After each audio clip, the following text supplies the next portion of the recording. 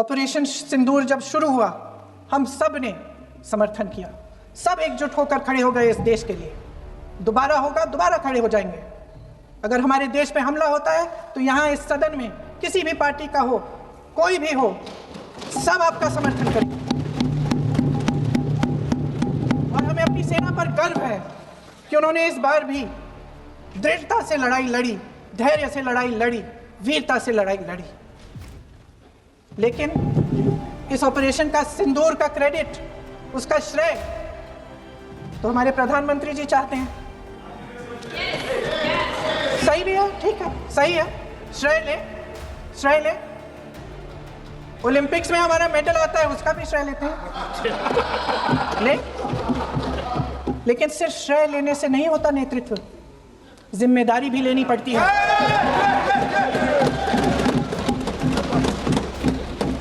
देश के इतिहास में यह पहली बार हुआ, कि जंग होते होते ही रुक गई है जी। और इस रुकावट का ऐलान हमारी सरकार, हमारी सेना नहीं करती, अमेरिका के प्रेसिडेंट करते हैं, अमेरिका के राष्ट्रपति करते हैं। ये हमारे प्रधानमंत्री महोदय की गैर जिम्मेदारी का सबसे बड़ा प्रतीक है। आज गृह मंत्री जी ने इस बात पर उल्लेख किया। उन्होंने कहा, उनके शब्दों में उन्होंने कहा कि पाकिस्तान के पास शरण में आने के बजाय कोई चारा ही नहीं था। आपने शरण दिया क्यों? वो आते हैं आपके देश के अंदर, लोगों को मार डालते हैं और आप उनको शरण दे रहे हैं। क्यों दिया शरण? इसका जवाब क्यों नहीं दिया एक भी भाषण में? जैसे ये बात उठी, शरण की बात की, हमारे गृह मंत्री जी ने इतिहास में चले गए। नेहरू ने क्या किया, इंदिरा गांधी ने क्या किया, यहां तक कि मेरी मां के आंसुओं तक चले गए।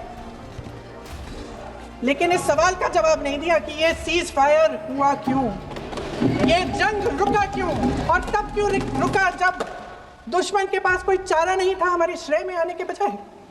क्यों रुका ये जंग? इसका जवाब नहीं दिया। धन्यवाद। आप देंगे?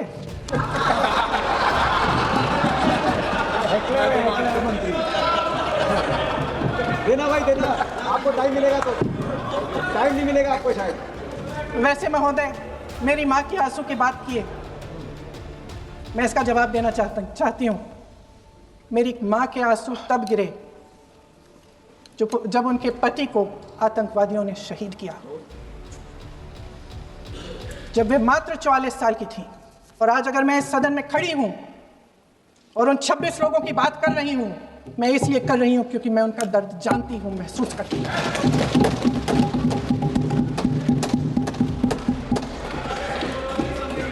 अध्यक्ष महोदय, मैंने कहा कि देश का नेतृत्व सिर्फ उपलब्धियों का श्रेय लेने से मजबूत नहीं होता।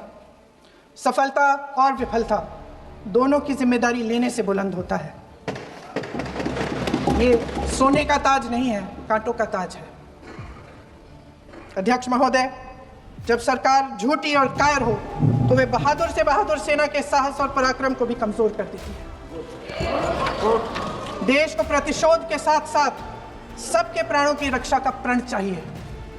सेना की शक्ति के साथ सरकार की सच्चाई भी चाहिए।